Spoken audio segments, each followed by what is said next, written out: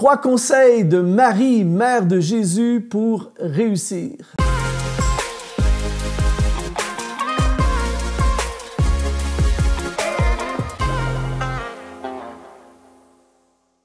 Bonjour, ici Luc Dumont d'Exponentiel.net. Très heureux de te retrouver pour ce rendez-vous d'inspiration. Aujourd'hui, on parle de destinée plus que jamais. C'est-à-dire qu'on va parler dans le cadre justement de notre série de différents personnages bibliques qui nous conseillent, qui nous donnent de la sagesse et des conseils pour réussir. Aujourd'hui, on parle de Marie, mère de Jésus, qui va nous inspirer profondément. Mais juste avant, j'ai préparé pour toi une formation sur la destinée gratuitement. Je te l'offre. C'est 4 réponses pour le succès de ta destinée. Tu peux télécharger gratuitement cette formation en allant sur le lien qui apparaît dans cette vidéo et reste jusqu'à la fin parce que j'ai encore un autre cadeau pour toi à la fin. Alors, aujourd'hui, on veut parler de conseils pour réussir. Je veux tout d'abord établir que c'est le désir et la volonté de Dieu que nous puissions réussir nos projets, que nous puissions réussir nos vies, que nous puissions réussir nos entreprises. Et on a vu dans différentes capsules, justement, au travers le roi Salomon, que vous voyez apparaître ici sur l'écran, ou à travers les conseils du roi David que vous voyez apparaître ici en ce moment, eh bien, on voit qu'il nous donne des conseils pour la réussite. Et aujourd'hui, on a voulu s'arrêter sur Marie, la mère de Jésus, pour voir qu'est-ce qu'elle nous enseigne sur la destinée. Et le premier conseil qu'elle nous donne pour réussir, eh bien, c'est se soumettre à la volonté de Dieu. Et on va lire un passage dans l'Évangile de Luc au chapitre 1, verset 35. Marie dit à l'ange, « Comment cela fera-t-il, puisque je ne connais point d'homme? » L'ange lui répondit, « Le Saint-Esprit viendra sur toi et la puissance du Très-Haut te couvrira de son ombre. C'est pourquoi le Saint-Enfant naîtra de toi, sera appelé Fils de Dieu. Voici Élisabeth, ta parente, a conçu elle aussi un fils en sa vieillesse, et celle qui était appelée stérile est dans son 6e mois, car rien n'est impossible à Dieu. » Et au verset 38, Marie dit, « Je suis la servante du Seigneur, et qu'il me soit fait selon ta parole. » Et l'ange la quitta. Le premier conseil de Marie, mère de Jésus, pour qu'on puisse réussir, c'est de se soumettre à la volonté de Dieu. Et ici, elle va dire, « Je suis ta servante et qu'il soit fait selon ta parole. » En fait, le mot « servante » ici, dans le texte original en grec, c'est le mot « doulé ». Et le mot « doulé » vient de « doulos » également, parle d'un esclave. Et « doulé » veut dire « femme esclave ». En fait, Marie avait compris qu'elle ne vivait pas une vie pour elle-même. Elle avait compris que pour réussir, coûte que coûte, on doit se soumettre à la volonté de Dieu. Et on voit dans son histoire qu'elle va entrer dans quelque chose qui la dépasse complètement. Elle va entrer dans une aventure qui va bouleverser sa vie pour toujours et même après son existence sur la terre. Elle va complètement avoir, ce que j'aime dire, son agenda, son programme, être complètement bouleversé par l'agenda, le programme de Dieu. Et elle va se soumettre au programme de Dieu, à la volonté de Dieu, aux intentions de Dieu. Et si nous aussi, nous voulons réussir, eh bien, il y a mes plans, il y a les plans que les autres ont forgés sur moi, mais il y a ce qu'on appelle le plan de Dieu. Et le plan de Dieu, c'est toujours le meilleur de tous les plans. Et si nous aussi, on veut réussir, eh bien, sommes-nous prêts à faire comme Marie, à dire, « Seigneur, je suis ton esclave. Je suis prêt à faire tout ce que tu me demandes de faire, même si c'est illogique, même si c'est fou, même si les gens autour ne comprendront pas, parce que les gens ne comprenaient pas qu'une femme, sans être mariée à l'époque, puisse avoir un enfant et enfanter. C'était un truc complètement fou et même à la limite très dangereux pour elle, mais elle était prête à tout. Pourquoi? Parce qu'elle désirait faire la volonté de Dieu. Le deuxième conseil de réussite que nous donne Marie, c'est construire ta vie en fonction de ce que tu portes. Dans l'Évangile de Luc, au chapitre 1, au verset 41, il est écrit « Dès qu'Élisabeth entendit la salutation de Marie, son enfant, et ça c'est vraiment bon, son enfant tressaillit dans son sein et elle fut remplie du Saint-Esprit et elle s'écria d'une voix forte, « Tu es bénie entre les femmes et le fruit de ton sein est béni. » Là, il faut absolument que vous me donniez toute votre attention, c'est de la bombe.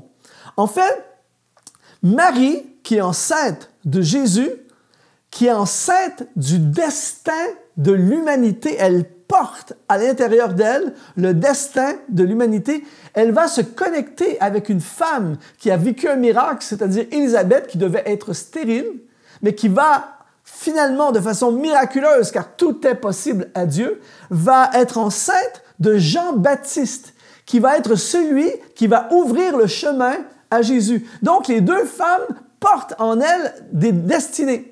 Et ce qui est très intéressant, c'est que la Bible dit que lorsqu'elles se sont connectées l'une à l'autre, ensemble, le bébé a tressailli dans leur sein. Pourquoi? Parce que les bébés étaient connectés. Les deux portaient une destinée. Et lorsque les bébés se sont connectés, il s'est passé quelque chose. C'est exactement ce qui se passe dans nos vies lorsque toi et moi, nous portons, comme Marie, le destin. Nous portons une destinée. Nous sommes enceintes, si je peux utiliser cette expression. Nous sommes enceintes d'une destinée. Et il est hyper important de faire extrêmement attention avec qui on se connecte. C'est-à-dire qu'il y a des gens dans ta vie avec qui tu te connectes qui vont te permettre de amener à l'existence le bébé, la destinée que tu portes à l'intérieur de toi. Mais malheureusement, il peut y avoir également des gens avec qui on se connecte qui peuvent faire avorter le bébé que nous portons. Donc, c'est très important de construire, comme Marie, de construire ta vie en fonction de ce que tu portes. Et là, Élisabeth va dire à Marie, le fruit de tes entrailles, le fruit de ton sein est béni. Le mot fruit, c'est le mot karpos dans le grec, qui veut dire descendant, résultat ou bénéfice. En fait, à partir du moment, écoute bien ceci, à partir du moment où Marie est devenue consciente qu'elle portait quelque chose de puissant, qu'elle portait une destinée, qu'elle portait le Fils de Dieu à l'intérieur d'elle-même, eh bien, elle a tout construit sa vie autour de la destinée qu'elle portait.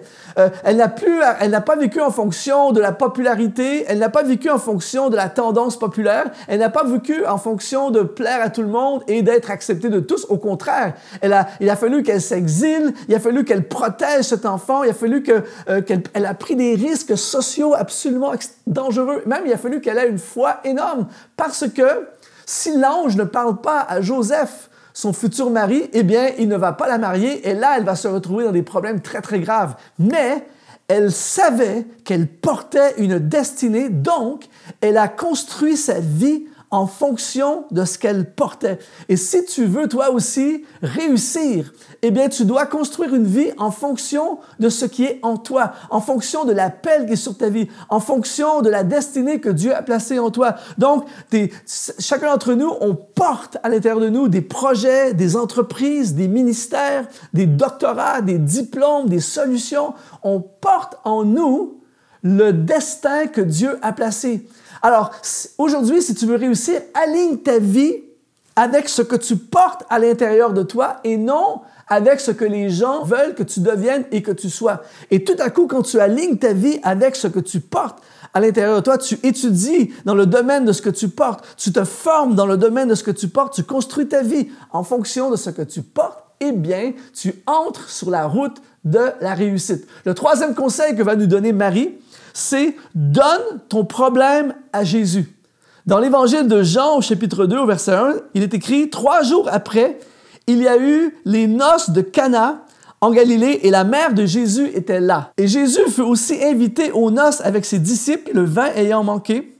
La mère de Jésus lui dit « Ils n'ont plus de vin. » Et Jésus lui répondit « Femme, qu'y a-t-il entre moi et toi? Mon heure n'est pas encore venue. » Attention, sa mère dit au serviteur « Faites ce qu'il vous dira. » Et là, on a quelque chose de très, très puissant. Encore une fois, quand on regarde dans le grec, le mot « faire »,« faites ce qu'il vous dira », c'est le mot « poieo » qui veut dire « manufacturer » ou « construire ».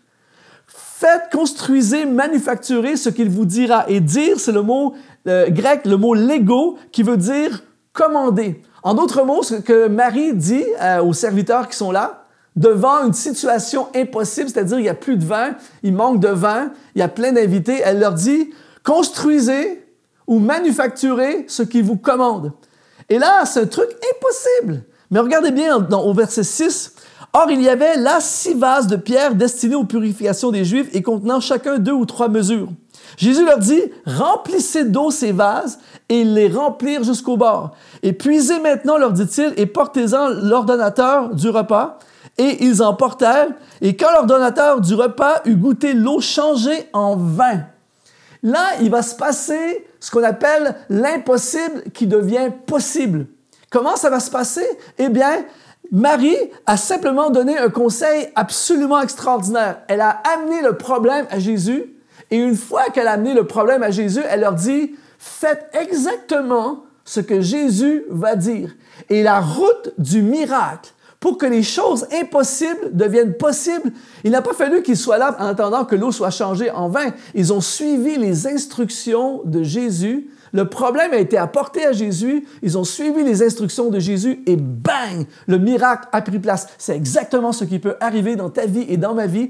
Alors, si on écoute ce conseil de Marie, eh bien, peu importe ce qu'on vit, problèmes financiers, problèmes familiaux, problèmes de santé, problèmes au travail, problèmes avec notre entreprise, peu importe le problème que nous pouvons vivre, on amène le problème à Jésus et on écoute ses instructions. Et tout à coup, le miracle va prendre place et l'impossible va devenir possible. Et alors que nous terminons cette capsule, j'ai envie de dire merci à Marie pour ses conseils absolument extraordinaires. Si nous suivons ces 3 conseils de Marie, mère de Jésus, eh bien, nous allons nous aussi réussir nos projets, réussir nos entreprises, réussir notre destinée. Et juste avant de te laisser, j'aimerais t'offrir un cadeau. C'est ce livre ici, qui s'appelle « Un rendez-vous divin ». Ce sont des hommes et des femmes du Nouveau Testament qui vont avoir un face-à-face avec Jésus-Christ qui va changer leur vie pour toujours. Et tu peux télécharger en numérique ce livre tout à fait gratuitement. C'est un cadeau qu'Exponentiel.net t'offre. En allant dans la description de cette vidéo, tu télécharges en PDF ce livre. C'est pour toi, c'est un cadeau. Que Dieu te bénisse abondamment. Ça a été un honneur de contribuer dans ta destinée aujourd'hui. Conseil de Marie, mère de Jésus pour réussir. Ici Luc Dumont et je te dis à la prochaine.